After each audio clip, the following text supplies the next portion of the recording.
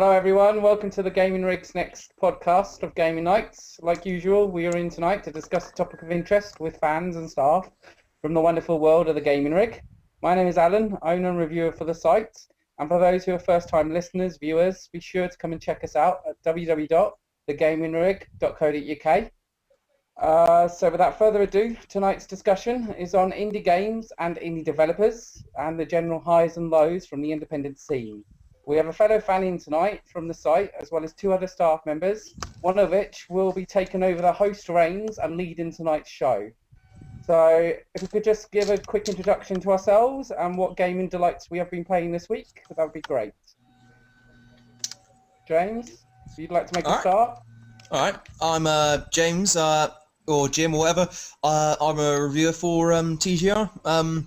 Been doing it for a while now, still loving it. And this week I have been caning the shit out of Dragon's Dogma: Dark Arisen. How are you finding that? It is a beautiful game. I had it before when it was the original, and it's only improved upon by making it infuriatingly hard. Okay. Which is something I love. So is that the one that comes with all the DLC now as well? So it's like a complete game, so to speak? Yeah, but the sort of kind of DLC section of it is an unbelievably hard point where my character in it is level 100, and I'm still getting one hit by most of the enemies in this area. Oh wow, so it's rewarding and infuriating at the same time. Beautifully so, yeah. Okay, cool. Moving down the table then, Martin, if you'd just like to give you a little introduction and tell us the game you're playing at the moment. Hi, I'm Martin. I don't know why I'm here still, but anyway, the games I've been playing recently have been the Metroid Prime trilogy for the Wii, but I'm playing it on the Wii U. And I've also been playing Poker Night 2 on Steam, and just kind of occasionally been working on Tomb Raider: The Last Revelation. Not the new one then, obviously. Too poor. Ooh, okay, fair enough. Well, you say you don't know why you're here. I mean, you are here because obviously you enjoy coming onto the podcast. And just a general thanks. I thought it was going to be a firing speech then. And just wanted to say a quick thanks because obviously you do send a lot of fan art in as well for the site, which I also do put on the site. So I do thank you for that, for your time and effort, because some of it's really good. We've used some of it as cover art as well, so thank you for that. Generally speaking, though, we do kind of allow staff as well as fans to come in and join us on these discussions. They're just a bit of fun, really, nothing too strenuous or serious. So if anybody, like your fans are listening or any of the staff really, if you just want to get in touch with us, just hit us up as an email, TheGamingRigUK@gmail.com, or hit us up as our Facebook or Twitter pages. So facebook.com/TGRUK. or twitter.com/TDR_UK. And generally we like to have a bit of a family sort of community environment. So do come along if you're interested. Okay, moving down to the last of the table then, we have William in. Yeah, hello William, and I do some reviews for TGR and news. No, news you'll see every 10 minutes. We like to be consistent, don't we? Oh, it's lovely. It's harassment. To be fair, the video game world's always booming, so it's always talk about something, isn't there? Lately I've been playing Metro 2033 on Ranger Hardcore. You beautiful man. Which is, it's fun, interesting. I've still been playing Injustice, trying to get all the classic battles done. That's a joy. Yeah, sounds it. Superman is a dick. You only know that now? He's such an ass. I loved him. No, I was going to How back can you love Superman? It's like loving vanilla ice cream. Fair enough. All ice cream comes from vanilla. James. Everyone to their own. Also been playing a little bit of Counter-Strike Global Offensive, but I've just been rage quitting so much. So yeah, I've stopped that for a little while at least. And Also, Super Meat Boy, but I quit after about 5 minutes. Okay, well we could always that could be a add to the discussion later because a lot of people did enjoy it, so it'd be interesting to find out what you didn't like. So Yeah. we could discuss that a bit later. Okay. So any other games you guys want to mention, or just the ones you've listed?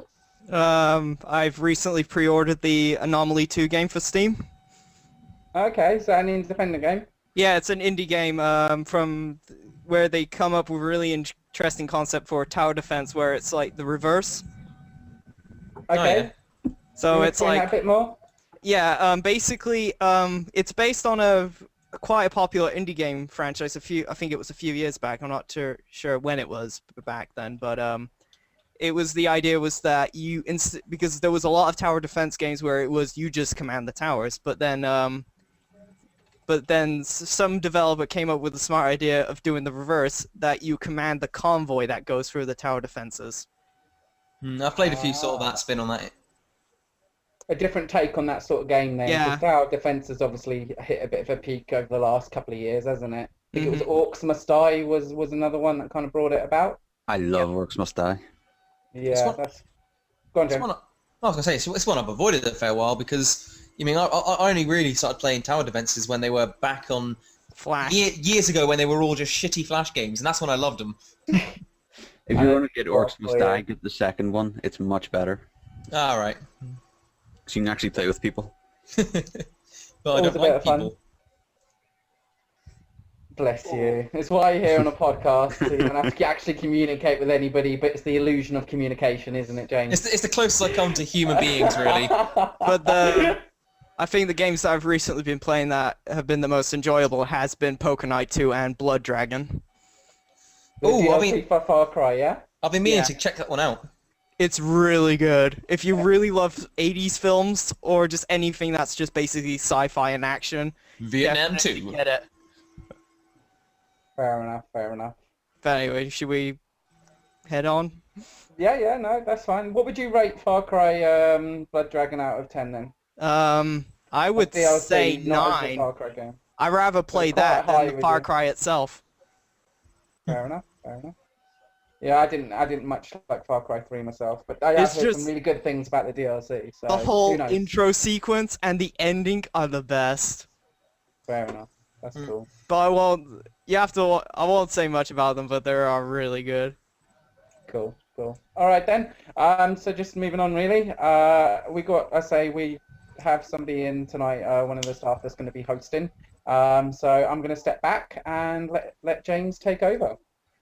Oh, all the fun I can have. Alright, well, indie games are such a fast-moving phenomenon in the gaming industry lately. From the hordes of high-quality indie titles, that you find chucked out by Steam, and then you have the not-so-great ones from Xbox Live indie games. Oh god. So, I think it would be a good chance for us to just spew some bollocks about them for the next however long. So, on a start, I'd like to ask, what indie games have absolutely blown your mind, for better or worse? And why is that? Right, so let's start with you, Martin.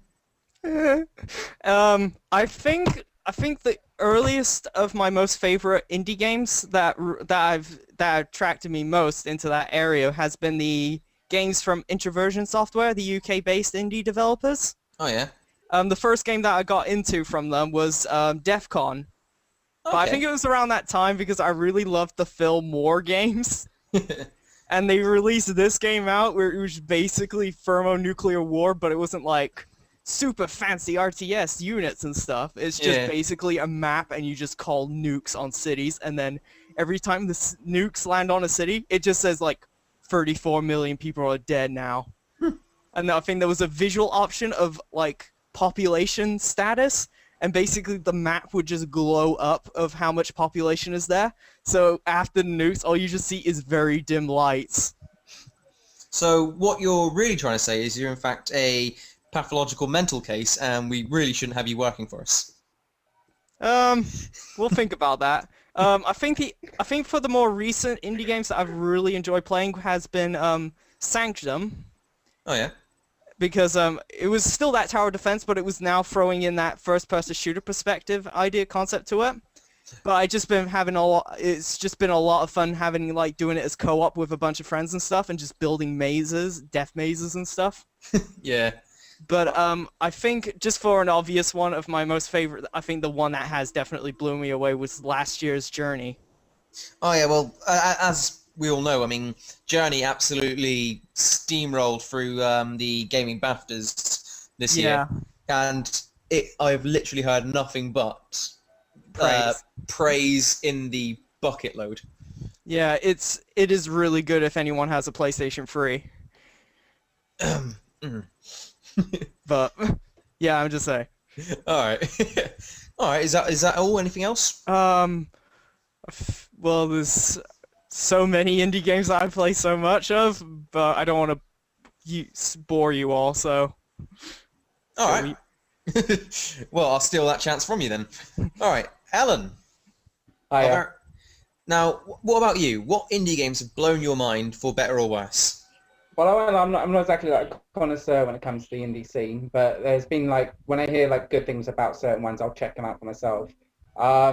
You could argue really Walking Dead was kind of an independent side of it, because obviously it was on Xbox Live, Arcade, as well as like PlayStation Store and things, so it wasn't your standard-alone AAA title. But obviously looking at the praise it got, and I'm guessing, you know, in terms of the comic book, it wasn't exactly after the TV show, but in terms of the comic book, that's renowned, that's worldwide renowned, so that's AAA in itself. So it's a bit of a controversial one in the fact that you could deem it independent, though you couldn't, because of obviously it's the backing of the comic book. I get what you mean. If we're looking at, you know, in terms of the platform they use, and that's what you class as independent, then yeah, Walking Dead it was the best thing of last year for me. Oh, It's yeah. kind of similar to like Bastion and the Scott Pilgrim game. Oh yeah. Because they're both indie developers, but they got published by really big name AAA publishers. Yeah, they've got a backing, you know, which is world renowned, and let's say with Walking Dead, that comic book, regardless of the TV show, the comic book, you know, outsold thousands anyway. So, Absolutely amazing series. yeah, Still exactly. working my way through it. So it's a bit hard to actually say whether it is an independent team, but if you look at taking it as face value, I would say Walking Dead, you know, was my favourite independent, I guess, experience with my indie game. And then the second to that is Limbo as well. Oh yeah. Oh yeah, Limbo, of course. I spent hours on that game, and it's the only game I've ever got to a point where I rage quit a lot. Like I recently got through Halo 4, thankfully on a legendary, and after four broken controllers and holes in my wall, I got through it. But Limbo, you die, but when you die, you feel like a self-accomplishment, because it just spurs you on even more to like figure out the puzzle or why you die. Is that what it did? Is it? I remember. Did you rage quit on Limbo? See, I never rage quit on Limbo. I didn't rage quit, but I knew I fucking raged. Oh, it's funny. Really? It's funny. Yeah. When I was trying the Limbo demo, like on the PlayStation 3, it was rated 18, and I just thought, this is just a 2D platformer silhouette game. How can it be an 18? And then when I started playing it, and then when I accidentally walked into the first ever bear trap of the game, I was like, oh, Have you all played Limbo? Have you all played Limbo? I haven't. Okay. I've got Let's not put any spoilers, but what did you two think of the ending? I still haven't reached the ending, but I think it was a good ending, but I think it arrived. No spoilers. I think it arrived just before the tidal wave, the absolute tsunami of pretentious, like indie game ending story things. Okay, all right. I see. Yeah. I recently also got the collector's edition of Limbo that comes in 3D anaglyph 3D format.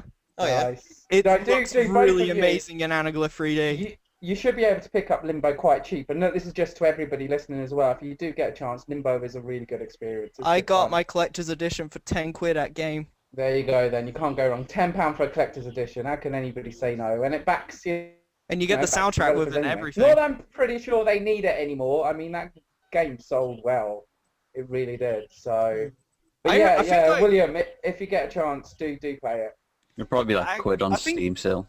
Probably that as well. Steam would be a good way to I go as well. heard as a news, I think a few weeks or months after the release of Limbo, the developer actually bought themselves out. Oh Like wow. I think they were funded by the council that they were living in, Yeah. that they were based in, but then they were able to they made enough money to buy themselves out of it. Nice one. Good on them, I say. I'm looking forward to. I Oh, well, absolutely not love so much a Limbo 2, but looking forward to see what's coming next from I it. absolutely love the developer's name for it. Yeah, Play Dead. yeah. Oh well. It was Yeah. good. It was fun. I mean, another one I checked out recently as well was Deadlight, which is quite similar-esque. Oh I yeah. love Deadlight. Deadlight was quite good. I think it kind of arrived a bit too late on that scene to really Yeah. hit me, to really wow me. Well, I it was think just like Walking Dead was amazing. Limbo Oh. was amazing. Let's put the games together. No, no, no. A bit too late for that. I just remembered two really good indie games that I played as well. Right, go and shoot. Amnesia and Penumbra series. Amnesia was good. Of course, Very yeah. scary. I first played the Penumbra ones first, and they were terrifying at that time. I think it was just the monster design as well that were absolutely horrified the crap out of me. Oh yeah. Yeah. Yeah, if you ever look up an image of Penumbra Zombie, you'll see why I was traumatized from it. Bless. Bless. But no, that's all I wanted to say about that, because I think one of those, I think of the indie games that's still keeping that true horror element. Alive, yeah. Well, I mean, still, obviously, there's a couple of more there. Like, really enjoyed Slender, as well as Slender: The Arrival. But I'm not going to touch on them because I'm Ooh. pretty sure they Screw would be that. Williams' choices. Looking at his. I don't like playing these games. People tell horror me games. to. All right, okay, yeah. Moving Alright. on from me then. All right, Will. How's about you? I would say Minecraft. That was Oh, indie. yeah. That was only on PC though. The Xbox one, from what I've heard, is just all rubbish I can imagine. because it's a tiny, tiny map compared to the PC, where it's literally an infinite map. I Yeah. have PC Yeah. version as well. I would also say What version did you get it first in? I never touched it on Xbox. No, I mean what version of Minecraft for the PC? Oh, I've had it from, I think it was Alpha. So I went through all the really I went bad through places. beta. I only jumped in from beta, but it was like I just only heard of it in the background until I was like, oh, maybe I should get it this time round. Yeah, it really is worth the money, because even though it's terrible graphics. Well, I think Well, that's. I I don't Part of think the charm, though, it is.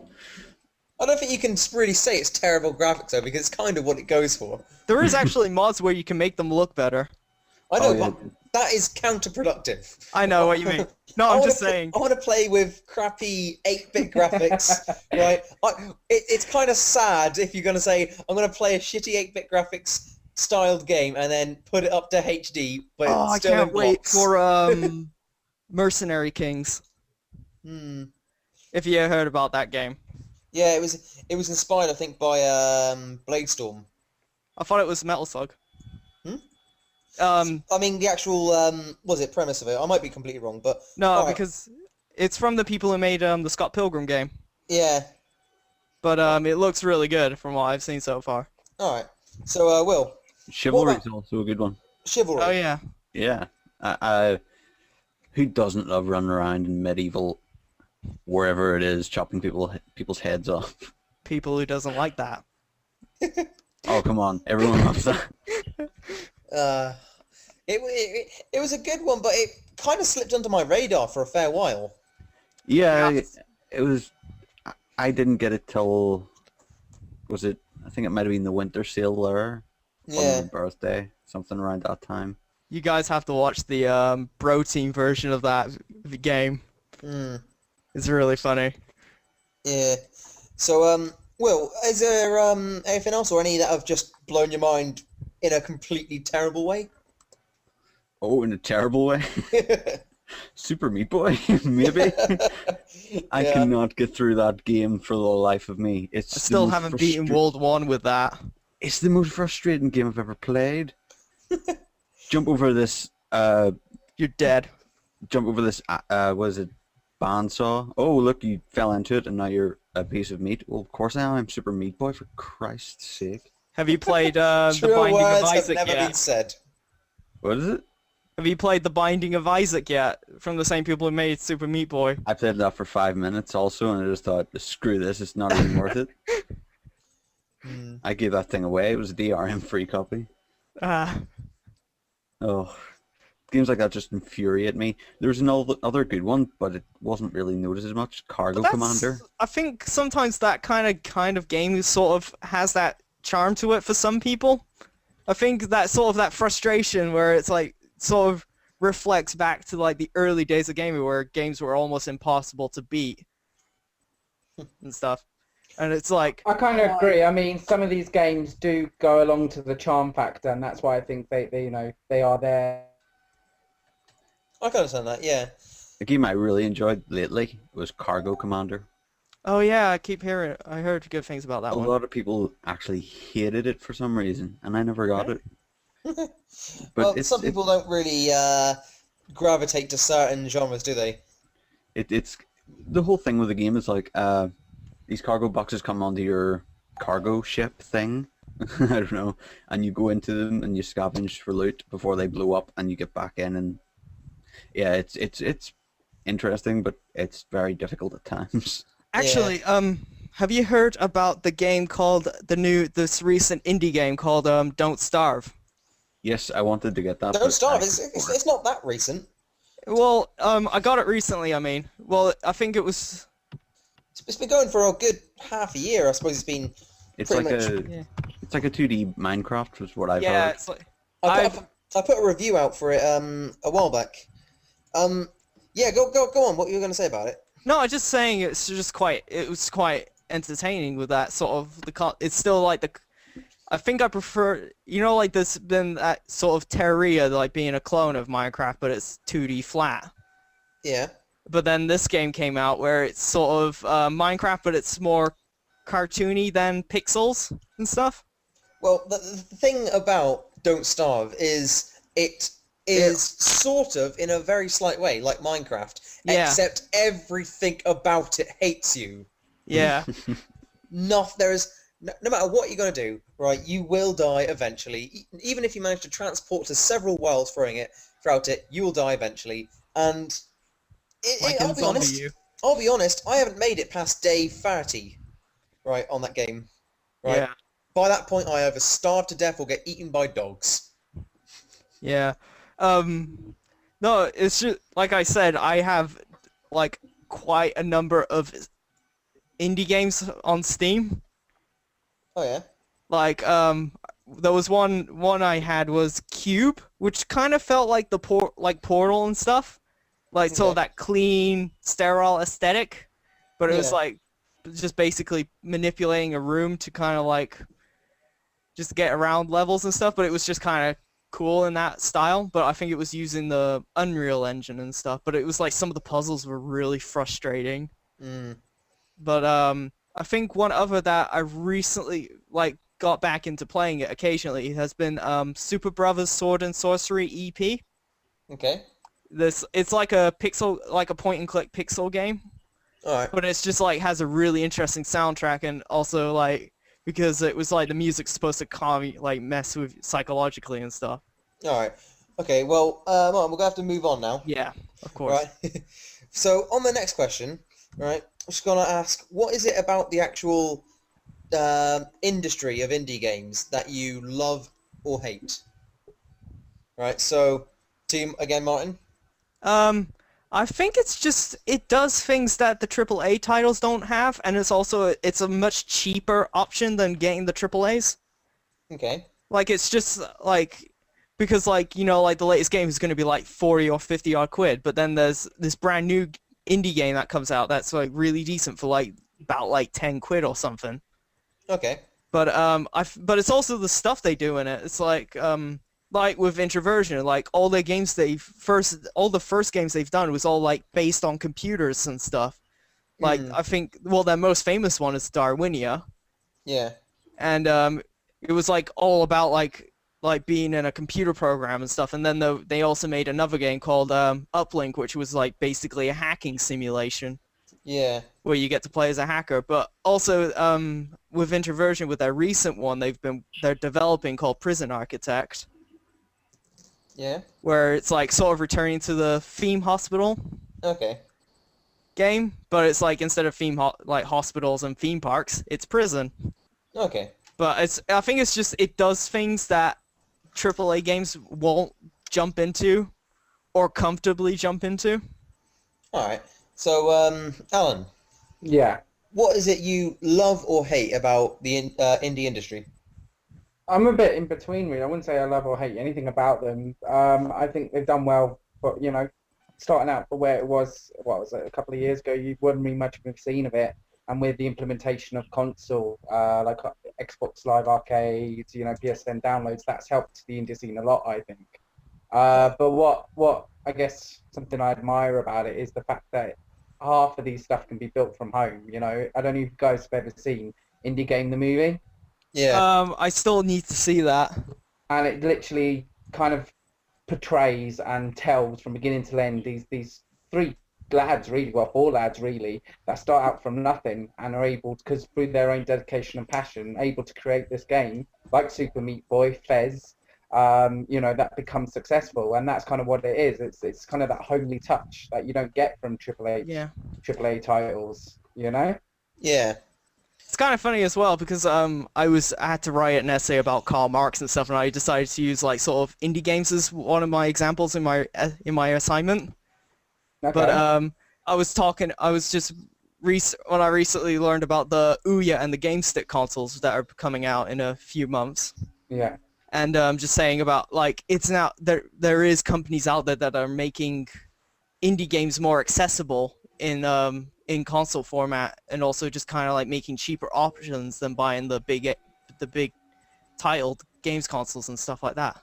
Well, I think as well is with the indie side of it, having that tagline indie, you can take chances on things. And with Kickstarter, obviously, now I feel it's just completely lost the premise it was originally setting out to do with, like, I don't know, like developers that have multi AAA contracts and asking for money from people.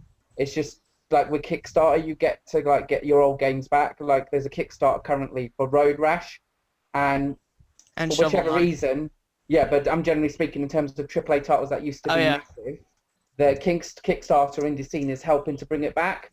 So with, like, say, Road Rash, which I don't think a AAA title would touch, we're able to get our new version of a Road Rash game, which I reckon would be quite fun. In terms of Walking Dead, I mean, I'll go back to this game, but it's, like I say, it was my favourite last year, and we've talked about it in length, I suppose, in other episodes, is the fact that the point-and-click genre, I wouldn't say it was dead, but it did bring a new lease into life for that genre, didn't it? Well, Telltale Games have always done like I would like to say a much more friendly approach to point and click games, because I've played quite a couple of point and click games, and like some of the other ones are really hard, but like somehow all of the recent Telltale games are kind of a bit more easier to play and stuff. But instead, instead of you going on to like But back it's in also the day with Discworld or Broken Sword, they were the last times I can remember I used to sat down and played a point and click game. The Discord point and click game. And, What? and then thanks to Walking Dead, I rekindled my love for that type of game. And just saying, without the indie scene, without that sort of chance or the risk factor you get from the indie scene, we wouldn't probably even got a Walking Dead game. I mean, now it's currently in shops on shelves. Yeah. But without that, do you know what I'm trying to say? I don't know if it would have sold the same. I think the earliest point and click game I ever remember playing was Muppets Treasure Island. Oh wow. Oh dear. Oh, I know, God. but I was a dumb kid at that Walking time. Dead to Muppets Treasure Island. I'm sorry. There we go. Computer games in a nutshell. There you go. All right, so that's my kind of thing. Is the homely feel to it. I think it kind of helps. Like anybody can kind of have a go at it, and it is a successful genre now. And it's like I say, it's the fact that they're just able to take chances. I don't think you would see everywhere else. Maybe I'm wrong. Maybe you guys disagree. I don't know. What's your thoughts? I don't know, because I do agree that there is a better chance. But there is this problem now with this ever-growing market of indie games. It's still it's going to be kind of like I feel like they're going to have so many really amateur indie games out there that might like sort of like with I reckon Xbox everybody's gonna wanna go- Live. Yeah, of course, everyone wants to have a go at it, but I'm just saying about it's becoming because I think nowadays it's a lot of stuff is becoming a bit more open accessed in certain industries and stuff. Well, I I can think see you have a that. good point there, AJ, about it seeming to fill a role of sort of rekindling, the old fires of, the yesteryear games and yesteryear Yeah. genres. But on the other hand, I mean, I can't help think that a lot of it is wasted on the fact that I feel its main goal should be innovation, right? Because Yeah. a lot of indie games, I mean, the way I see what makes a great indie game is something that challenges our preconceptions of games, or something that does something that the AAA titles wouldn't go near because they're too scared of confusing the dull-eyed monkeys who will be bashing their keyboard in confused rage. Or Are you on about that video with that like 5-year-old in Germany that like Angry German kid. I don't know that one, but Oh, I wish I knew. I'm gonna have to say like an angry German kid or a furious ape. But I think the only way the gaming industry is going to expand or find new places without spawning out or vomiting out, should I say, Call of Duty 55 or Modern War Battlefield Warfare. Oh man, I can't wait for Of Modern Honor, War Battles 5. And I think we're just going to keep on getting clones or just reskinned games or HD remakes until we figure out of something new to do. And it's going to take another few best-selling indie games to say, oh, wait a minute, why don't we actually try something new? Maybe with the new release of the new consoles, I think- they're gonna bring a more competition into it. Because right now, currently, everything's multi-platform. Nobody's taking any risks, and I think it's literally us because they're running up to these new consoles. And you're spot on there, that's the thing. So maybe it's a bit too early to tell. So I think it'd be good to maybe review this situation in a year's time and see where we are. I think the only indie games I could think of that have truly innovated has been Journey and The Unfinished Swan last year. Because I feel like Journey wasn't innovation because Flower was kind of similar to Journey. I don't mean No, to, I mean with toes, but no, I mean with the okay, because around around these few years, co-op has been the biggest deal ever.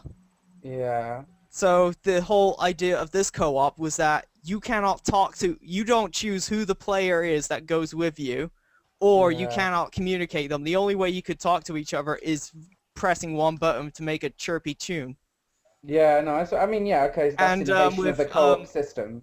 And with Unfinished Swan, like the whole idea of the game, like the very start of the game, you just see blank white, and the only thing you can do is throw paint around to see where you're going. I suppose, but then could you not argue Unfinished One was just paint your own adventure, while you're like your Mass Effect or your other games are create your own adventure. So again, it's not really innovation, is it? It's just more artistic. No, I mean like the pretentious.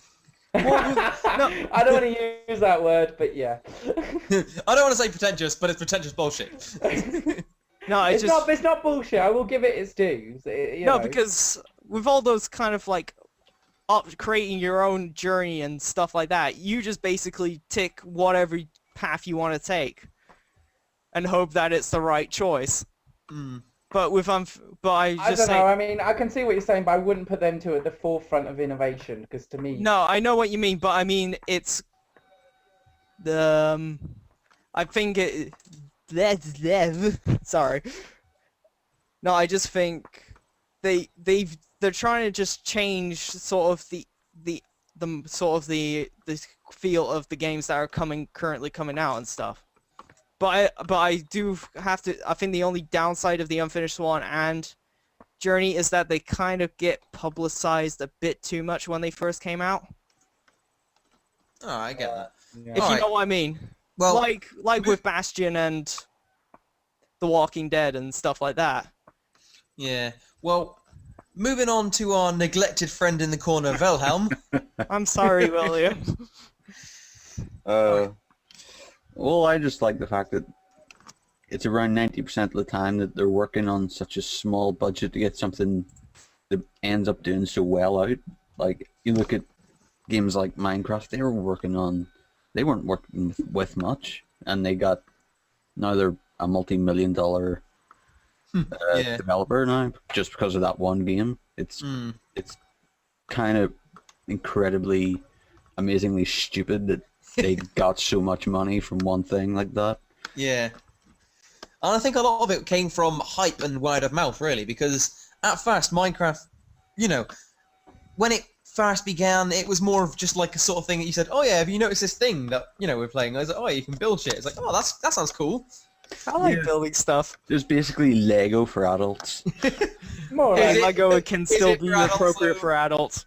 But Is without it- it getting stubbed on your, on your toe or anything, because Lego hurts if you ever I would press. much rather stand on a fucking Lego brick than have my 120-hour world corrupting on me in the middle of a fucking lecture. Oh, bless you. I wept. I think the last Lego I got was something from the Lord of the Rings range. It was kind of awesome. So, what? Well, I mean, other than the scores of cash they can pull in from such simple ideas, anything else? Well, My...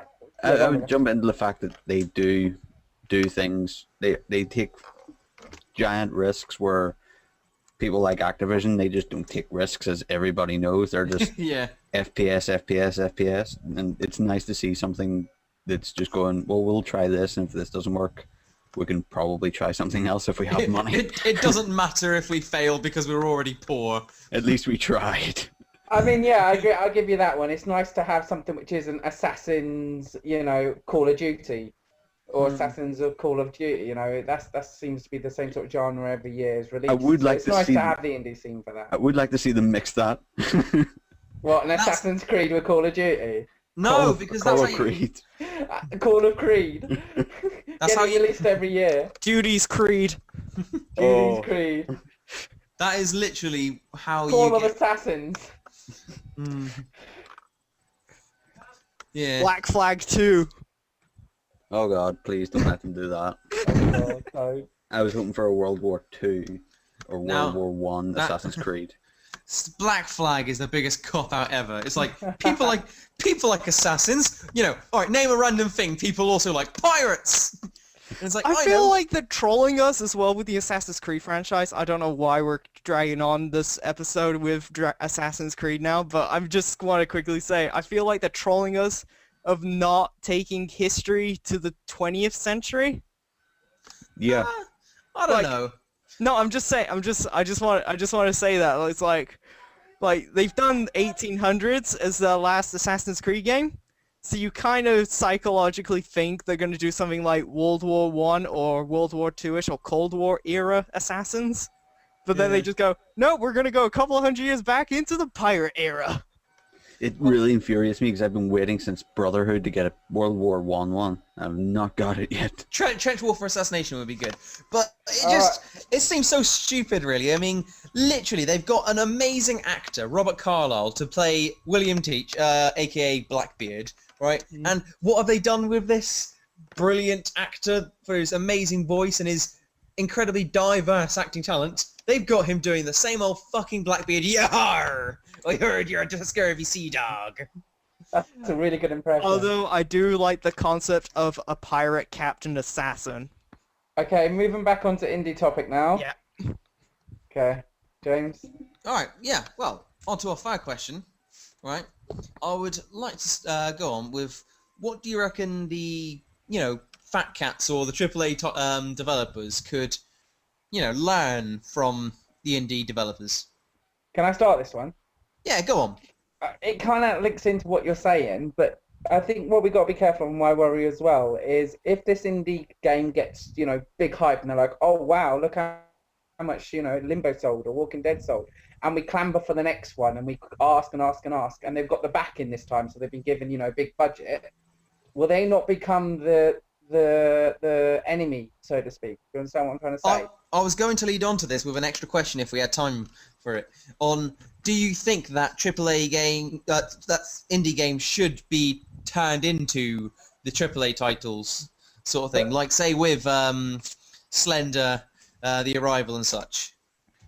My worry will be that it will become where they first set out, and it's kind of in their home, and they don't have the big dogs telling them what to do. By the end of this, and depending on how much they get bought out and things like that, we could potentially end up having that game ruined, or that franchise ruined. No, I can get that. All right, so when you're saying what would your message be in a postcard then? What, to the indie scene? To the developers. Yeah, don't forget your roots. All right, yeah. I mean, how many franchises and movies and things like that do you see that they after a while they kind of lose their roots, and they have to. I mean, don't get me wrong, everything's a business at the end of the day, and everybody wants to make money. No, if Joker said it best, if you want to do something, you don't do it for free. And I get what they're trying to say, but if you start out and you literally acknowledge and say, no, we're not going to buy out, this is our independent day, I've done this. Like, I think one of the guys in the indie game movie documentary said that. He's like, oh, the money doesn't bother me, rah, rah, rah. And then later on, you watch him in the documentary, and he's like, where's my money? What's going on? Rah, rah, rah. And you're a bit like, what? You should be doing it for the love of it. You know what I'm trying to say? And, yeah, I get you. And I think in the end, with the wrong guidance and maybe the wrong income, you could end up bagging wrong games. I mean, the recent Sony press conference, the last one we covered, the one before that, I think was about a month ago, was all on independent developers going to PlayStation and Sony Network. And I remember watching it, and I was just like, this is just like loads of big dogs trying to see what they can get their hands on. Yeah, I get you. So quite worrying, really. It's funny because will there be an indie scene in 5 years' time? Will there be an indie scene? Yeah, we'll be getting the rise of a really cool, gritty modern shooter that no one ever heard of. No, it's funny because Hey, have you ever heard of Call of Duty? It's so underground. Funny. All right, Martin, go on, shoot. Is this about question 3? Yeah. Nothing. Move on. All right. Okay. Have fun wasting your go. All right. Will, what do you reckon? What should be your message to AAA developers? What can they learn from indie games? Look at the chances they're taking, like the money they're making for a small, well, it's not a small chance, but if you're big like Activision or EA, you should be able to take those chances and make games like that. And with AAA kind of fidelity, you could make a ton of money. Yeah. Easily. All right. So, what do you reckon about the idea of indie games, kind of making their name out there and becoming the mainstream? It wouldn't be too bad for me if they just kept the risks. All right. If it just takes away and you start doing the Call of Duties and all this, then they just start playing it safe with these games that were risks, but now they're just becoming trotting sequels that's coming out year after year. Then it'll lose the love from everyone, and everyone will go back to the Call of Duties and stuff. Yeah. Well, I that's think when you could take an example of your indie, well, not indie scene, but something small starting off big and then getting ruined. Have you guys been following the Arkham series? Yes. Vaguely. Arkham Asylum started out with quite a small little independent development team, and they just wanted to make a good Batman game. We haven't had one like ever, not properly, and they come out with Arkham Asylum, done amazing, won awards as you can tell. They had a backing for the second one, make it bigger, make it bolder, so they did that. It was okay. It wasn't as good as Arkham Asylum in my opinion. It just was more, a lot more bigger. And then the third one, they've completely been bought out, and I think it's Montreal, like Rocksteady Montreal's have them or something. Yeah, now they're playing it safe. And now they're playing it safe. They've got they're keeping the same engine because it's already there, the foundation's laid. But because of conflicts and things like that, they've even lost the original voice of Batman. And they're not even bothered. And they're not even that bothered. They're going to carry on creating the game. And you're like, the the original was why it was so successful. Is that the original backing, it had the original actors and wanted to be in it. You know, it was a smaller game, but it done well for everything it was worth. And now it's like being completely bought out, and I've just lost interest in getting this new game because of all the shit it's going through. Hmm. Do you understand what I'm trying to say? So that would be a perfect you. example. Yeah, I think it's the thing most people kind of fear with the popularity of their thing. I mean, I suppose it also goes with like the idea of people liking their own little secret kind of thing. If you get what I mean, when you're the person who likes this new thing coming up, and then suddenly everyone's talking about it, and you're like, I was there first. Yes and no. I mean, good on them. But what I'm trying to say is the original team, I don't even get a look in now, from what I can tell in terms of reading up on it, in terms of politics, they've been bought out. They haven't even got a choice. And then you've got this other like big mainstream developer team come in, take it on, like, okay, we're going to make a third game. It's going to be a prequel, so to speak. Oh, right, yeah, no, we're not going to use the original Batman voice. It's like, what? Kind of like Assassin's Creed as well. Yeah, in a way. Like, after the events of 3, they're still going to drag it on. Sure. They after Brotherhood, the guy who made it left. Then he went back after THQ dissolved. Then they sacked him like a couple months later. Yeah. So He why left. Yeah. Yeah. And what they say. So long as you just have a huge sack of money, there's no problems. Yeah. But on a whole, I'm gonna wrap up here with a little section where I'm gonna read a few little comments from the people who couldn't make it. So it's a little bit of a Jim will fix it. So nice. To be fair though, do you want to be related to that? Considering current scandals. I haven't got anything else to put my name to. I can replace him. I can be the new Jim. You don't want to do that. I can promise there'll be so much less child molestation on my show. Oh my god. There's some editing. No, I can't bother anymore. All right. Well, being true. First is from one of our new team members, Vinny. Right. I shall read this out for you. Right. Something that I wouldn't say I particularly love about these indie games, more like admire, is the fact that they are normally developed by a much smaller team, or sometimes even entirely by one person, who have put so much work into the development process without any big companies backing them. But the advantage of this is that they don't have the restrictions of a big company telling them what to do with their game. That's something I do love. They don't try to appeal to a massive audience. Instead, they find one or two things they want to base the core mechanics of their game around, and they stick with it until they polish it, until it's well shined, and you need sunglasses to look at it. Right, that makes it sound bad, but you get my point. Take the game Limbo, for example, a mysterious puzzle game that focuses solely on the puzzles and pulled off a brilliant gaming experience. Too many games by big developers try to make a game appeal to a general audience, so all they produce is a generic product that's soulless and just a money-making scheme. See the modern warfare shooters nowadays. If there's anything works.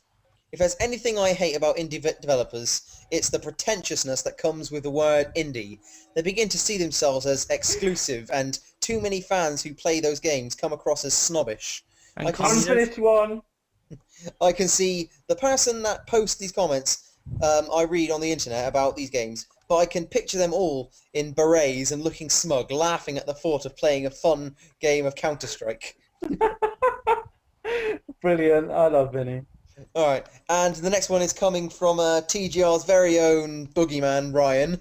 Can we just maybe evaluate what he said? Because, I mean, that topic of audiences, you guys agree on that? A little bit. It's my same opinion of people who are obsessed with Mac. I do have to agree that that indie games is kind of being a bit, the word indie is kind of being a bit smug about it all. I swear to God, Martin, if you interrupt me one more time, I will pull your intestines through your mouth. I'm sorry, James. Forgive me, master. Nah, but I think it's I think it's one of those things where there is always a clique that associate with them. You get the indie game snobs, and they tend to be the same sort of people who are the Apple snobs, kind of thing. The one who was saying, "Oh yeah, don't you spend some time in the cafe having your Java?" And you're just like, "What the fuck are you talking about, you beatnik freak?" But I suppose I see a form of redemption there for you. I resent every human being who seems to think that they're happy with themselves. But I think, in summary, what he's trying to say is they, as a lot of people have been saying, the indie gamers dare, and as a result, that gives them a chance to succeed or fail, right? But on the other hand, you do get these really smug people like, "Oh my god, are you playing Mass Effect 3? I'm playing a new game. You play as an apple and you just grow and then you fall off a tree and then it's awesome." That's the best. Can you do one for Journey in that voice, please? Oh god, oh my god, Journey. It's a God. little game. It's, all you gotta do is have the music and it's so beautiful and you just walk around and it's so magical. That's Martin. That was really like, if Dylan Moran told jokes about gaming, that would be it. I would wish with all my heart Dylan Moran would tell jokes about gaming. One for Call of Duty, please. Okay, this is going to be interesting. Oh my god, Call of Duty, it's such an amazing game. They're so innovative with the way that you shoot at people, and the way the price was all like, oh my god, and it really touched on me. Score streak! Oh, I like to teabag the noobs. That's Halo. That's Halo. But yeah, I mean, but yeah, it's something that we all do get a bit pissed off with, is people who just snob out something that's nice. Right, I mean, on a whole though, it's just a case of whatever. I can't think.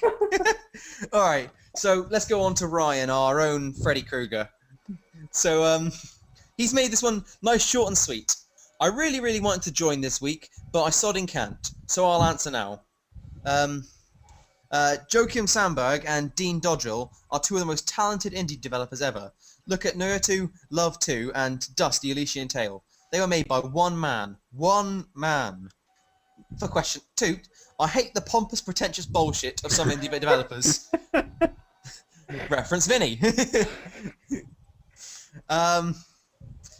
Whose games are deliberately ambiguous, as if to say, like, give it as an excuse art.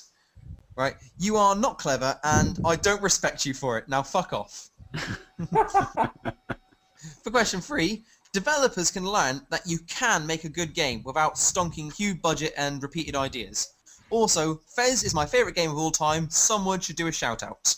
Alright, shout out to Fez. There you go. There we go. Which got a terrible port to PC. Yeah, a little bit. And a terrible, terrible, like, dick of a director. A genius director, but a dick.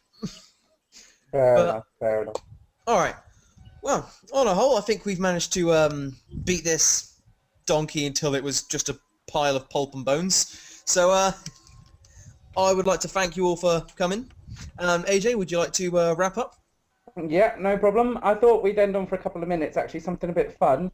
Saying our own independent game, or a game we'd create. It's kind of like just your premise of your idea, and just kind of shouting it out to the table. It could be as crazy and as funny as you like. So, James, do you have anything in mind? Can I just say something? Yeah. I like James's one with the apple. Oh, that was quite good. Do you want to can you sell that again, James? Just because it was so good last time. Alright, well, you're going to start off, right, as a seed, and you grow into a beautiful apple tree in real time. In the voice. Alright, well, you grow in a beautiful apple tree, and you flourish, and the leaves are in such a beautiful hue, and it changes with the seasons. And eventually, once the fruit comes into growing, it can eventually ripen, and here's the beautiful part, is you can press whatever button you like, and that will determine the colour of the apple. And then, once the apple has ripened, it will fall from the tree, and it will grow and rot, as to, you know, emphasize how life is futile. And then you'll see that you have really played a game that is the future of the entire platform. But I will. Would that run on a next-gen console? Yes, and it will be available on the iPad. It will definitely 100% be available on the iPad. For you to, and in fact, Because it will only work if you are in a cafe or a library, or if you're wearing a beret, or if you're talking about Marxism and how the capitalist regime needs to fall down. It's kind of funny though. You have to be wearing a Che Guevara T-shirt to unlock the secret mode. I feel like the whole idea of Marxism and stuff, it's being manipulated in capitalistic ways. No, the whole idea of Marxism is everyone's shitting on me. But No. yeah, either way, let's not go into politics. Yes, let's stay away from politics. Man. Theories. But right, my ideal indie game would be S&M Director. Oh my god. I think I preferred the Apple game. Alright, Ron, tell us quickly your premise. Alright, basically, it will be a very in-depth thing, similar to Lionhead Studios' The Movies, right? Where it'll take a bit of a sort of, tycoon sort of style games play, but it'll also emphasize on the bit you can actually direct your very own sadomasochist sex scenes for your own porn industry, right? And here's the thing, every now and again there'll be a quick time event to determine where you beat them. Right? There'll be a full selection of unlockable whips, and if you have a DLC, you unlock a 12-foot dildo. Okay, I have to ask this. Does it come Connect enabled? You can bet your red ass it does.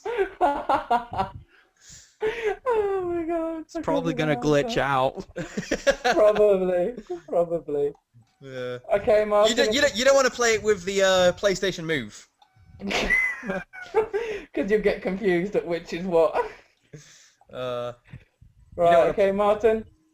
The only thing I can think of is an APU simulator. Okay, go on then. You know the mechs from Matrix Revolution? oh yeah. I just want an indie game just solely where you just get to play as one of those. Not as the pilot or an actual manned one, but you play as an inanimate machine on its daily thing. Probably. Depending on the budget. That's probably how much I'll be able to get to make out of it. So in fact, it will be a picture. It'll be a GIF. It won't be a picture. It'll be a GIF. Get with the technology, James. All right. Won't be your standard ass JPEG. William? I wouldn't have a clue. I'd probably make something post-apocalyptic. That's really what I'm into. Like, anything post-apocalyptic. Can Like I Metro ask? Origins. How would yours be original? God, I don't know. Probably make it something like... You ever play Legend of Grimrock? Yeah. Make it something like that, but post-apocalyptic instead of in a dungeon. Yeah. I don't know Have how it you would work, but ever that would be played fun. Crater? I have it, but I don't play it. It's alright. It's not too bad. It's one of my neglected games. Many of my neglected games in my Steam library. Bless you. Okay, alright, that's fine then. So, quickly end on, shout out your recommended independent game, and then we'll end on. So, James? Mountain Blade Warband. Martin? Sanctum. William? Either Minecraft or Mountain Blade Warband 2. Because that's awesome. Wait, what? Oh, wait, sorry. Like I said, mine would be Walking Dead or Limbo. Alright, well thanks for all coming out tonight. That was good fun. We'll try and do it again next week. If not, it'll be the following week when we can, really. As I said at the beginning of the show, if fans are listening to this, hit us up on www.TheGamingRigUK. Or pop us an email to TheGamingRigUK@gmail.com if you want to get involved in these podcasts. We are looking to implement them on iTunes as well, so they'll be easily to download to all your phones, things like that. I understand now that Android and iPhone both have a podcast app, so if it is something you've looked into before, they're good fun, so you may like to check that out. a little plug there for some applications. Generally speaking, though, we're kind of like a community. We're all kind of gamers, hardcore gamers, some of us casual gamers, and we're all kind of band together to build this kind of community. It's going quite well, and please come and join us when you can. Okay, everybody, say goodbye. Anything else Bye-bye. planned? Oh, goodbye. Okay, thanks for everybody for listening. Peace out.